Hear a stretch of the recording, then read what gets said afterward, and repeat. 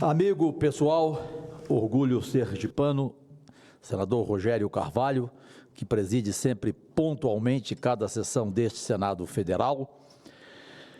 Deus e saúde a toda a nossa pátria amada, uma semana iluminada, abençoada a todos e todas, especialmente aos que trabalham nesta casa, funcionários que são o maior patrimônio do Senado Federal.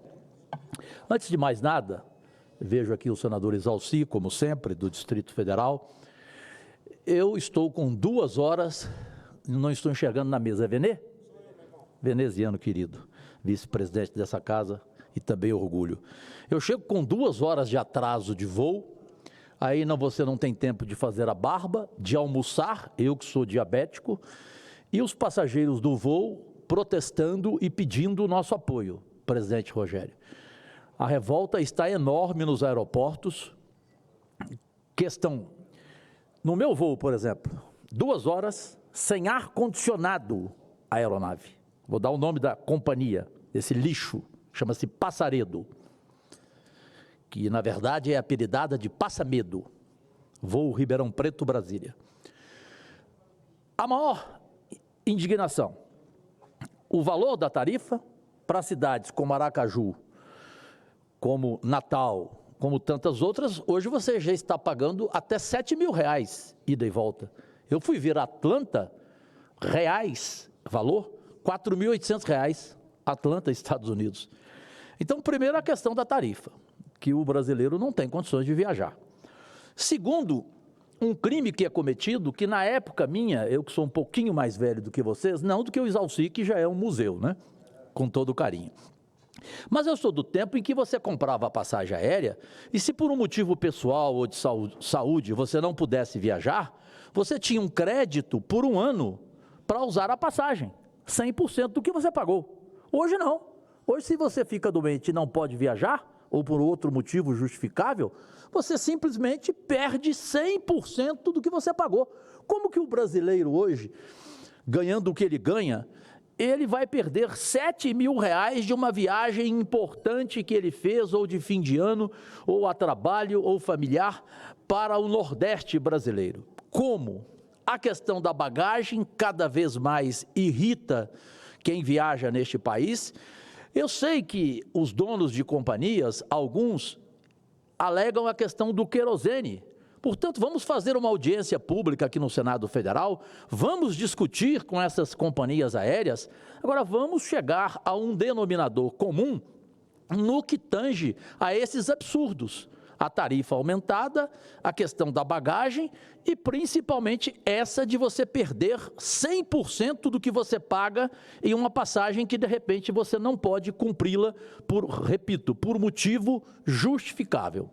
Saindo dessa questão, outro caso que todo mundo no avião veio falar comigo para discutir e dividir com vocês, e como eu estou aqui no plenário com senadores 100% do bem, o apoio podem ter certeza que será absolutamente irrestrito, é o que aconteceu com a minha amiga pessoal, a atriz Ana Hickman, que as mulheres deste país estão revoltadas também. Eu que fiz aqui a proposta da CPI, da violência contra as mulheres, com apoio da oposição, com apoio da situação, e as assessorias vão trabalhar juntas, eu estou aqui fazendo aqui uma denúncia gravíssima, e podem esperar. Rogério, Venê, Paim, não sei se já está na casa, como sempre, né, claro. Podem escrever aí. Sabe o que vai acontecer? Esse canalha que a agrediu várias vezes, ele vai tomar o filho dela e vai alegar alienação parental. O senador Magno Malta já me ligou aqui agora mesmo, Cajuru, temos que urgentemente fazer audiências públicas aqui. Eu tenho amigas que são preparadas para essa questão e o Senado Federal dará um exemplo ao Brasil se fizer uma CPI com rigor e com punições que venham a dar temor a esses bandidos que não são homens, na verdade, são entre aspas, são covardes, são patifes, e que nós não vamos ter medo de enfrentá-los, mulheres brasileiras, tenham certeza absoluta. O assunto principal meu, desta segunda-feira, ele fala do início do trabalho do Brasil à frente da presidência do G20, assumida no início do mês, com reuniões que acontecem de hoje até sexta-feira, aqui em Brasília, no Palácio do Itamaraty. Durante um ano, estão previstas mais de 100 reuniões de trabalho e forças de tarefa, um gigantesco preparativo que levará ao ponto máximo previsto para novembro do ano que vem. A reunião da cúpula do G20 no Rio de Janeiro, quando os olhos de todo o mundo estarão voltados para o nosso Brasil, a presidência do G20, inédita para o Brasil, representa o auge na agenda internacional do governo Lula III e marca de vez a reinserção brasileira no cenário mundial depois de um período em que ficou à margem. O G20 responde por cerca de 85% do PIB mundial, senhoras e senhores, e 75% do comércio internacional. Além do Brasil, são membros fixos África do Sul, Alemanha, Arábia Saudita, Argentina, Austrália, Canadá, China, Coreia do Sul, Estados Unidos, França, Índia, Indonésia, Itália, Japão, México, Reino Unido, Rússia, Turquia, União Europeia e, a partir de 2023 agora, a União Africana. Na verdade, agora é um G21. A presidência brasileira, inédita, com duração de um ano, vai contar ainda com 8 países convidados: Angola, Egito, Nigéria, Espanha, Portugal, Noruega, Emirados Árabes Unidos e Singapura. No encontro desta semana aqui em Brasília, em que as reuniões serão fechadas, a ideia do governo brasileiro é apresentar a agenda de trabalho e os pilares de sua gestão: combate à fome e à pobreza, a reforma da governança global e as 3 dimensões do desenvolvimento sustentável, ela sim econômica, social e ambiental. O Brasil começa à frente do G20 inovando, queiram ou não. Já na primeira semana de um trabalho, faz um encontro inédito entre os 2 grupos de trabalho que norteiam o grupo, as trilhas de Sherpas e de finanças. Normalmente, isso não acontece na cúpula final da presidência dos países. A trilha de Sherpas se ocupa de temas relacionados à transição energética global que levam a um uso maior de fontes de energia limpas e sustentáveis. Já a trilha de finanças, comandada por ministros de economia e presidentes de bancos centrais, discute as estratégias macroeconômicas. O Brasil busca uma presidência que consiga integrar as 2 trilhas e unir a discussão política com propostas efetivas de soluções financeiras, visando, sobretudo, a redução das desigualdades. Assim, neste início de negociações sobre o que será adotado pelos líderes do G20 na cúpula do Rio de Janeiro, deve ser apresentada a proposta brasileira de iniciativa global para a erradicação da pobreza e combate à fome e à desnutrição. Por fim, o Brasil, que tem cobrado das nações ricas a ajuda financeira prometida aos países pobres para combater o desequilíbrio climático, busca à frente do G20 uma convergência que possa levar a desigualdade para o centro de agenda das discussões. E, quem sabe, possibilitar ao mundo uma globalização solidária. Pode parecer sonho, no momento em que tem prevalecido a insensatez, lamentavelmente.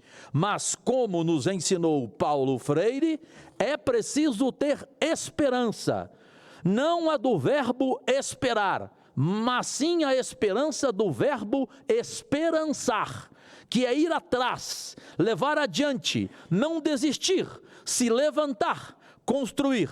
Termino, aspas, com uma frase: esperançar é juntar-se com outros para fazer de outro modo. Fecha aspas.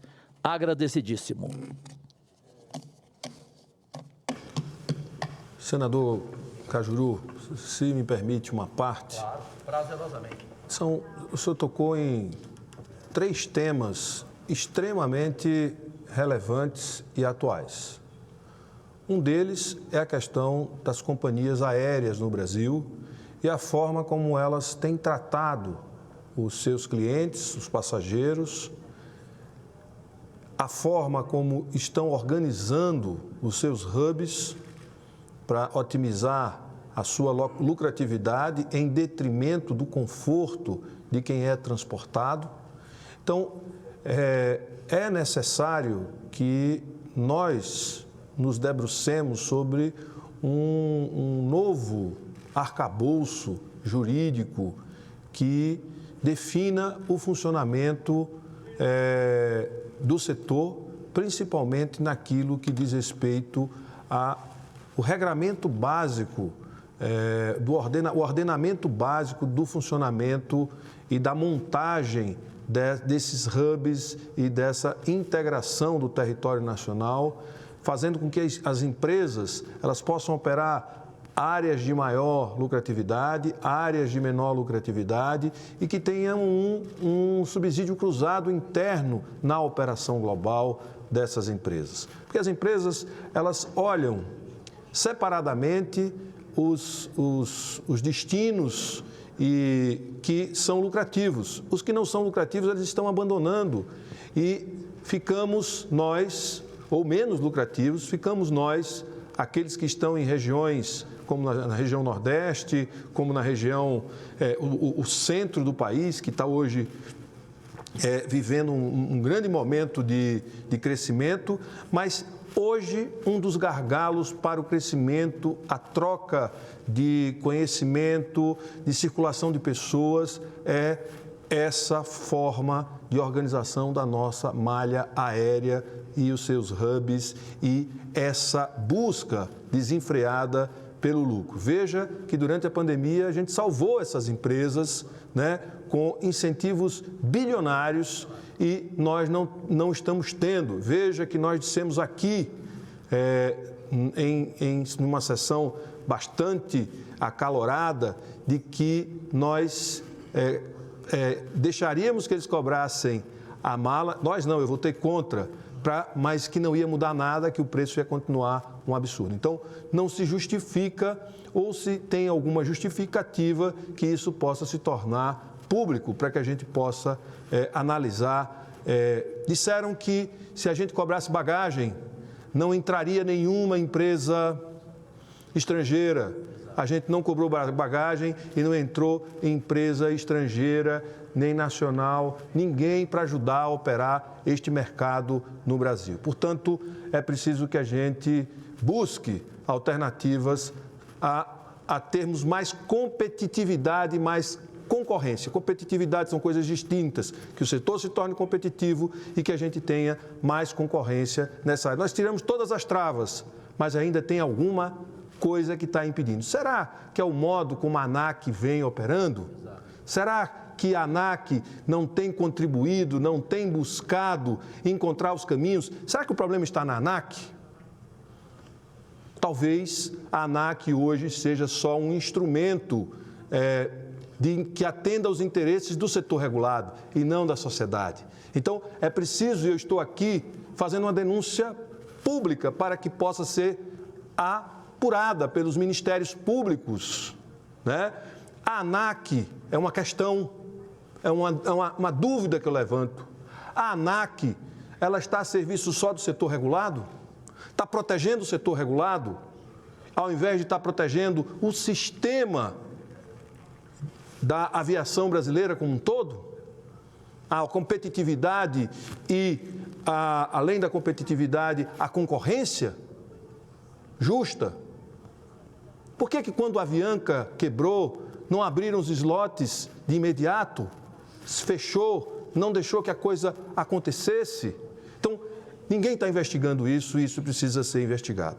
A outra questão que Vossa Excelência tocou com muita pertinência, e eu quero aqui lhe parabenizar, é o quanto as mulheres são vítimas de assédio. As mulheres são vítimas de assédio até na hora de cobrar ou de receber uma cobrança de uma dívida.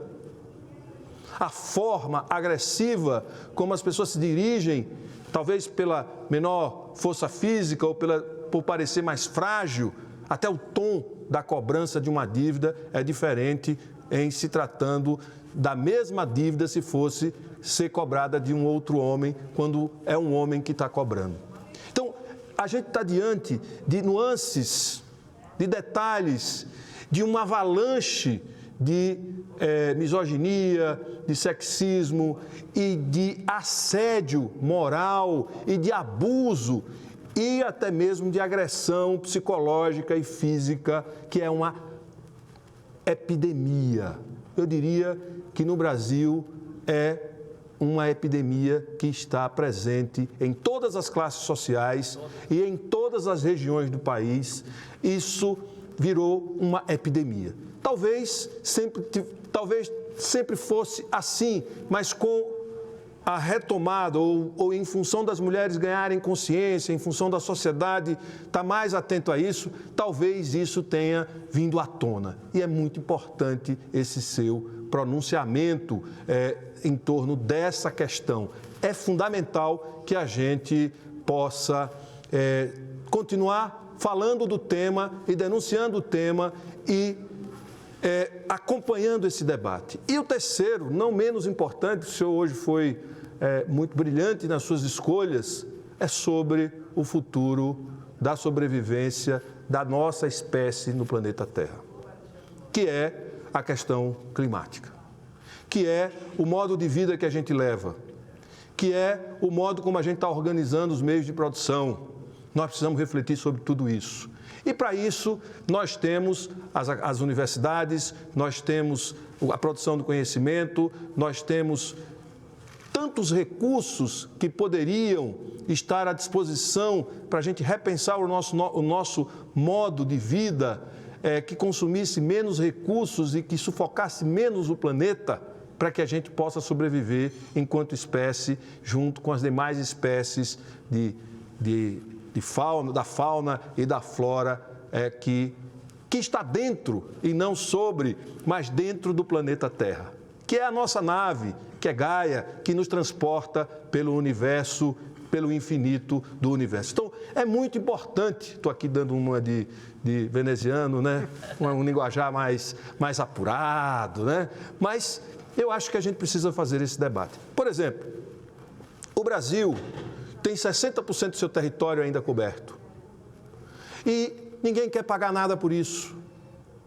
Nós apresentamos um projeto de lei sobre crédito de carbono e a gente precisa botar essa discussão e a gente precisa ter uma agência do próprio país, uma certificadora, uma agência que certifica quem tem, qual é a condição, como o Inmetro, que tem centenas de outras empresas que fazem certificação, que são certificadas pelo Inmetro. E a gente ganhar esse país e a gente emitir título de crédito de carbono, colocar no mercado e dizer para os europeus, dizer para o mundo, vocês querem vender produto no Brasil?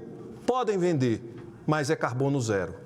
E se vocês não conseguem ter, nós compensamos as nossas emissões de carbono, que nós precisamos virar um país carbono negativo, para que a gente tenha condição de exigir que qualquer produto para entrar neste país tenha que ter carbono zero. Senão, pague pelos nossos títulos de crédito de carbono. Muito obrigado pela parte, senador Jorge Cajuru. E parabéns pelos temas escolhidos na tarde de hoje. Bem, muito obrigado, presidente, senador sergipano, que eu falo orgulho do Estado.